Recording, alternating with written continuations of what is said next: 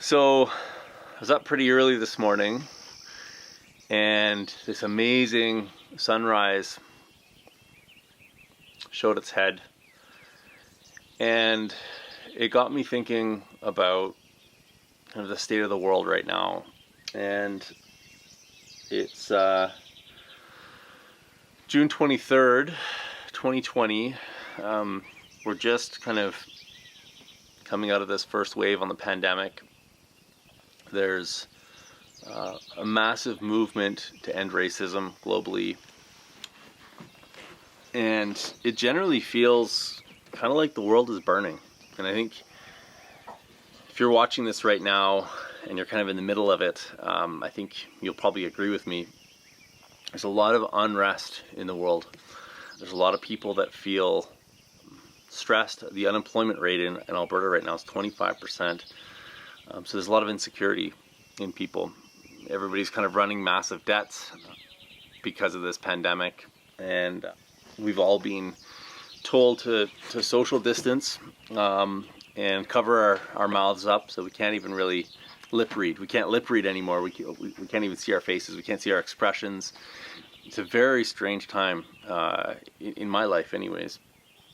And so we've been slowly developing this farm, and I've been reflecting on the last 10 years and some of the most inspiring moments that I've been able to experience in my life. And I was just kind of scrolling through the computer the other day, and I came across a video file that was given to me at the very start of my permaculture career. It's in the top 5 most inspiring videos I've ever watched, and I got permission to share it with you guys. And so following this clip, I'm gonna stitch in this video for you to watch. Now, the video is a video that Geoff Lawton did probably 15 years ago with Bill Mollison, talking about the importance of community groups. And I think now more than ever, the need for community groups is absolutely paramount.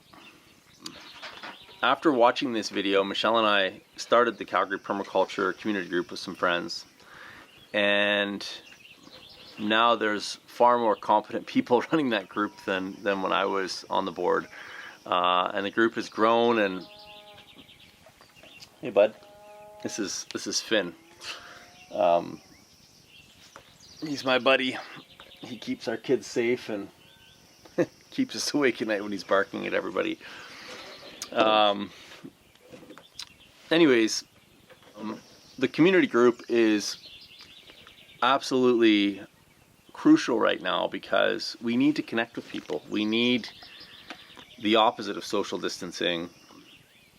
The insecurity that people feel is partially due because of the lack of jobs, probably money stress, the stress of the pandemic, the stress of the 24-hour news cycle, and the daily video updates from our Prime Minister and all the other leaders in the world talking about how bad everything is.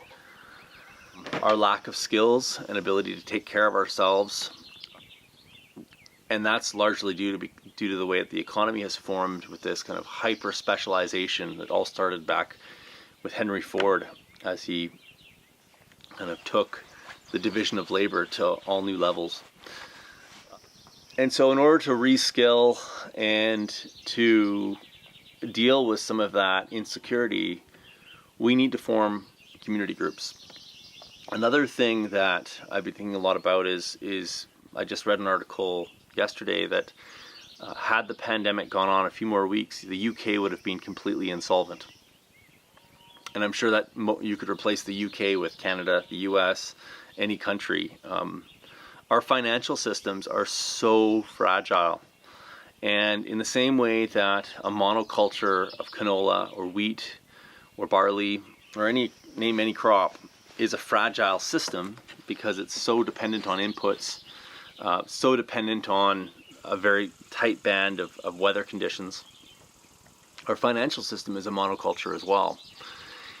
And so if anything happens, and like this pandemic is a perfect example, and it wasn't even really that bad compared to what they were thinking it was going to be, maybe it'll get worse. Maybe there'll be a second wave. I hope not. I hope it doesn't get worse. I don't think the world can cope with anything worse than what they just went through. But it wouldn't take very much more for the financial system to basically crumble. And so if you, like everybody else, has been working your entire life to make state-based currency, whether it's Canadian dollars or US dollars or euros or whatever the name of your currency is, and you've socked those away in a bank account or in a stock market at the expense of kind of generalizing some of your skill sets, so spending a bit more time in the garden instead of always working for $1, or fixing your house, or building community, or any number of skills. If all of your life energy has gone into the accumulation of state-based currency and stocks in the stock market and assets that are contingent on a functioning economy, which at best is fragile, then any one of these things could basically eliminate a ton of your life energy overnight. And to me, this is devastating for everybody.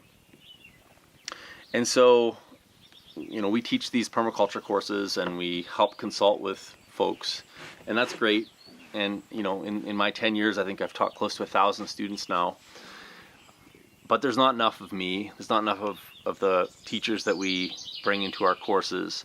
There's not enough permaculture teachers around the world to train enough people rapidly enough to deal with a crisis that would be slightly worse than this.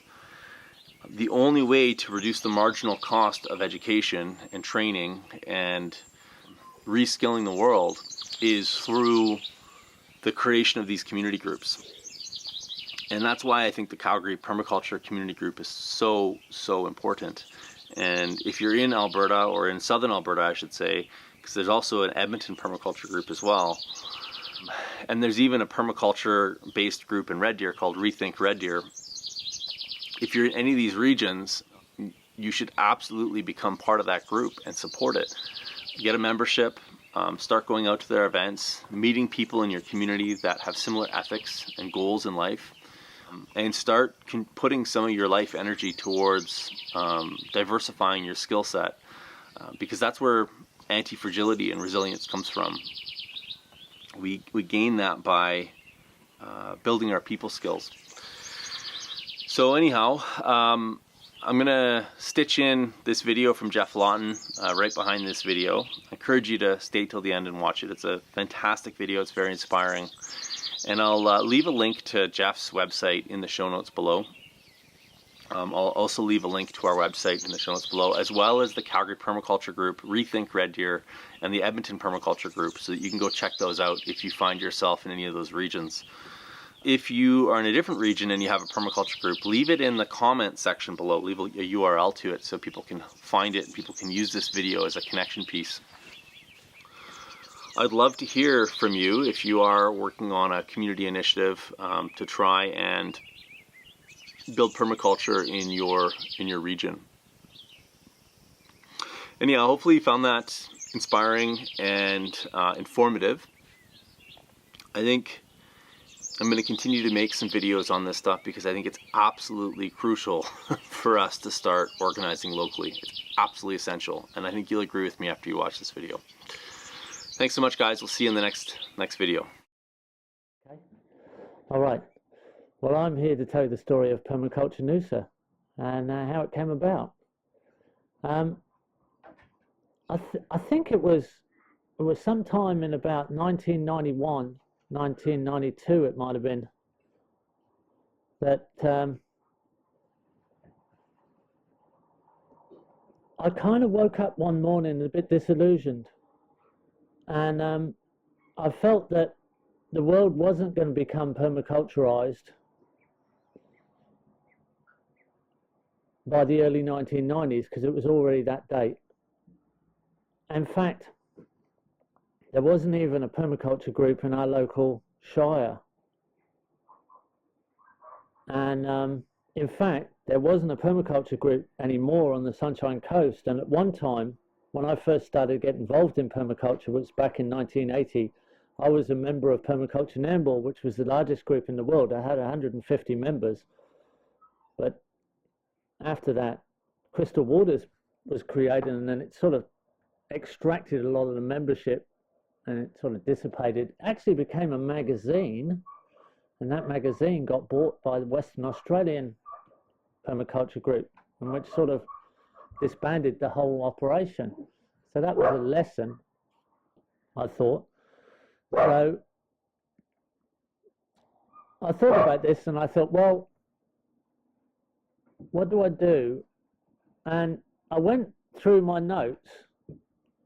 Well, I'll tell a lie, I didn't go through my notes because I didn't have any notes from a permaculture course in 1983 that I took with Bill in Tasmania, where I'm talking to you now, actually, not far from here in Stanley. I took my permaculture course in 1983, but it happened to have been recorded by Geoff Nugent, which is a recording that you can get today on DVD, which is well worth getting. Right?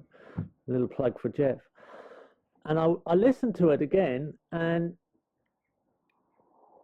on the section that Bill taught about setting up local community groups, he mentioned,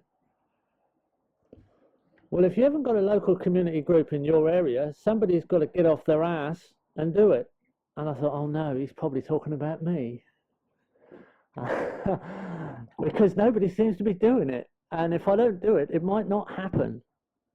So I thought about it. I thought, well, let's not just jump into it. Let's get a strategy of approach. Let's look at how we do it. And so I decided to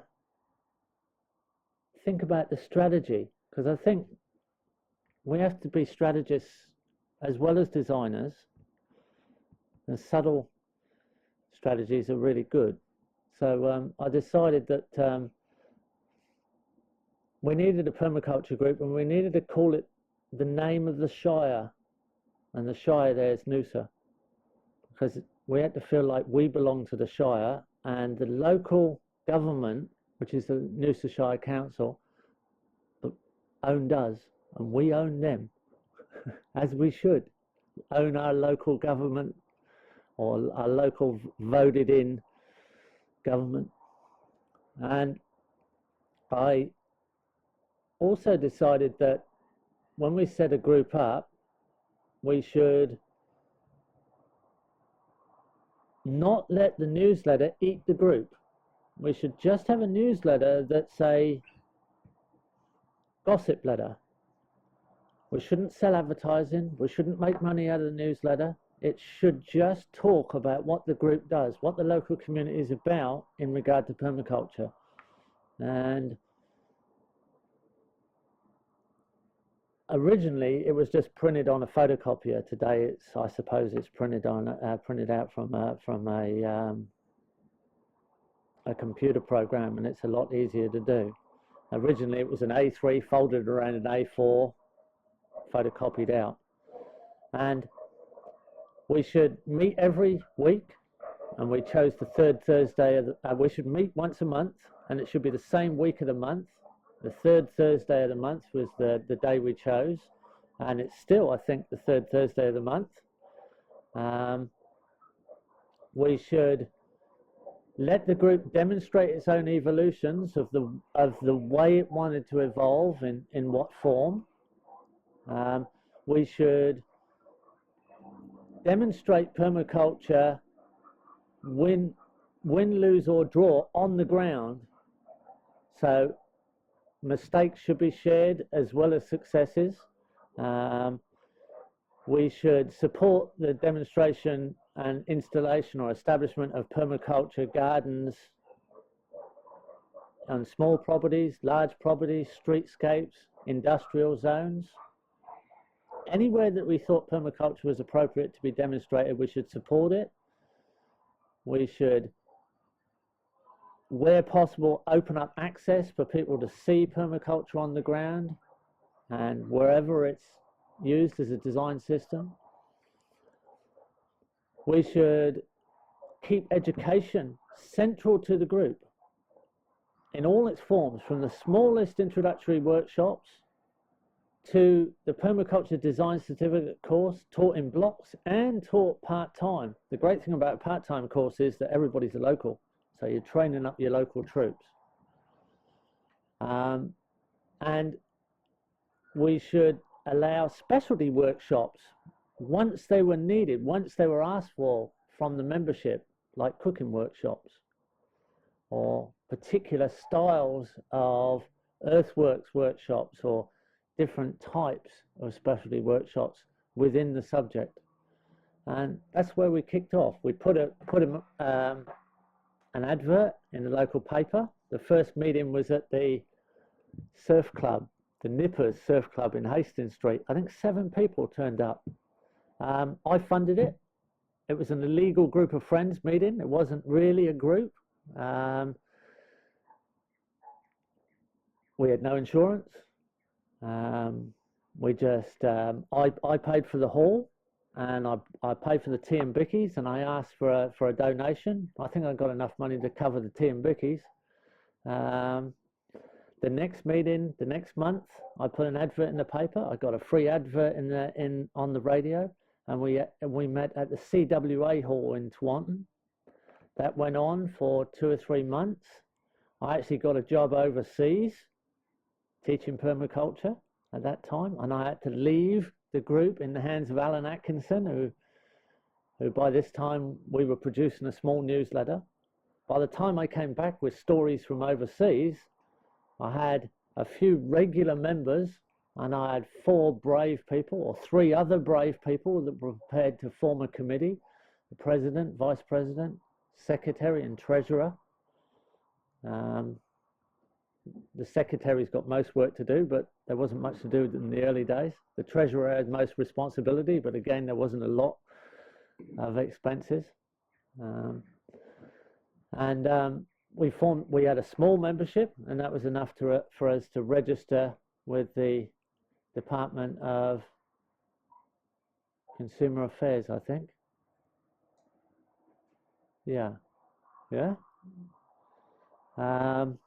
And we got the model rules, the booklet of I think it was 18 pages that I had to read through of the model rules of local community groups incorporated.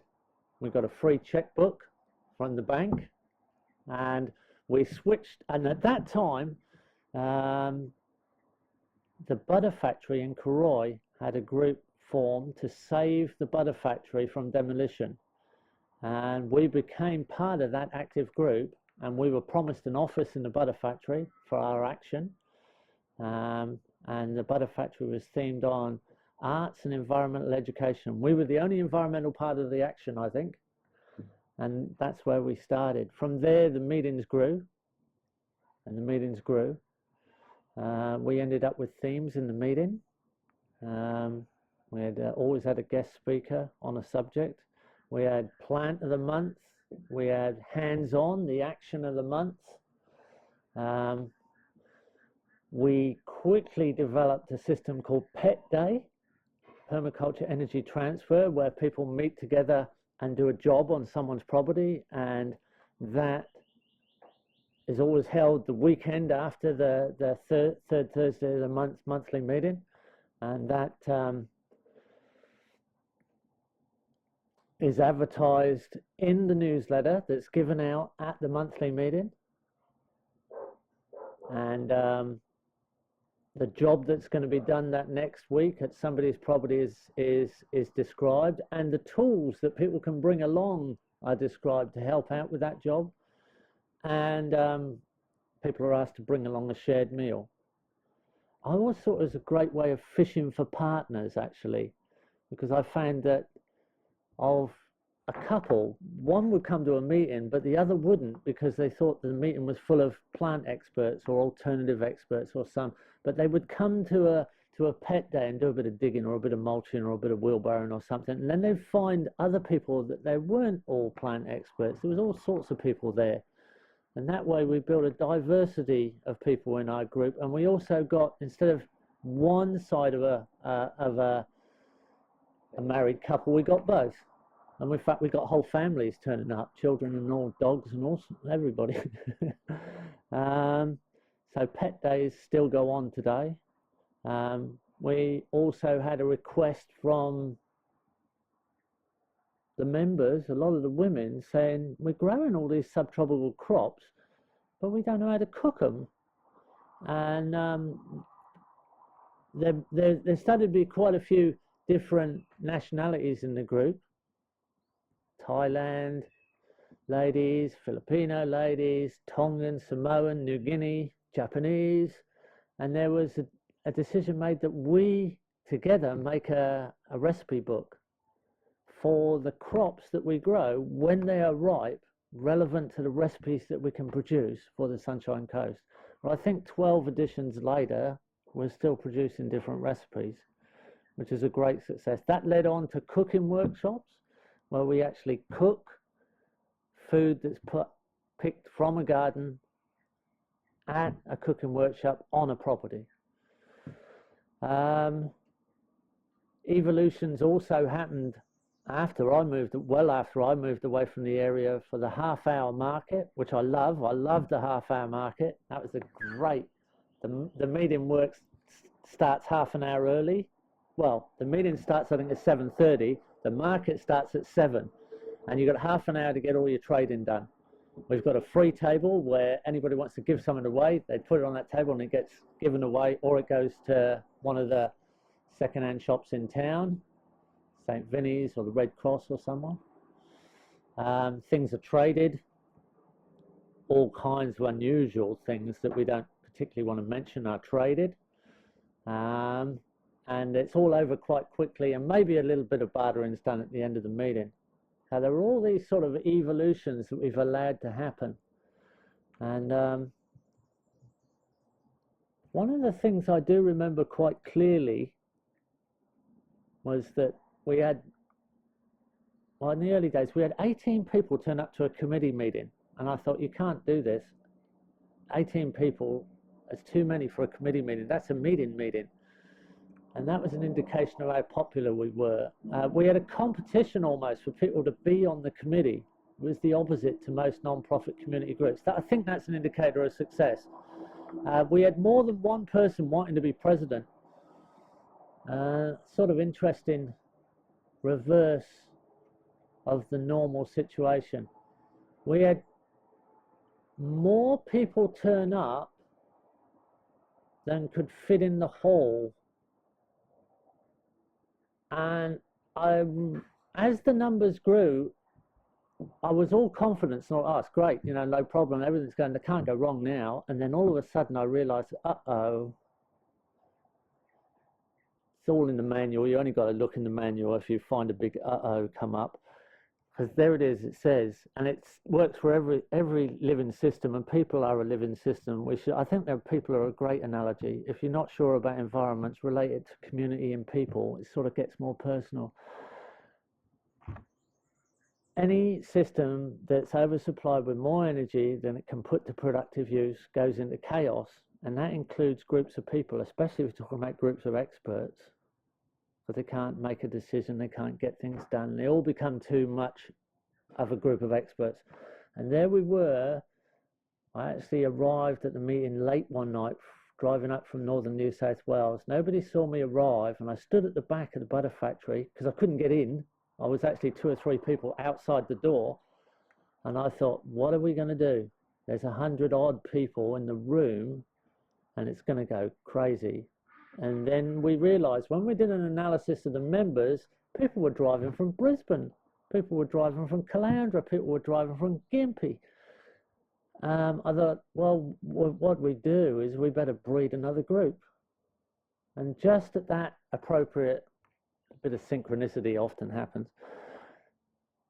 Permaculture Caloundra was a possibility because we had the community, the city farm that we designed in Caloundra at Cadet, Community Advancement, Development, Education and Training.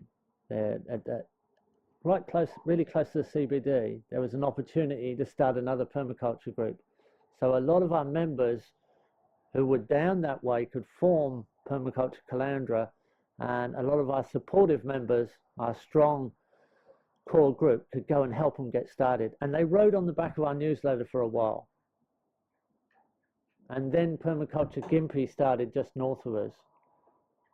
And then Permaculture Maryborough could start up from them. And then south of Permaculture Calandra, we got Permaculture Landsborough and Permaculture Esk, and Permaculture Maroochydore Shire filled in the middle.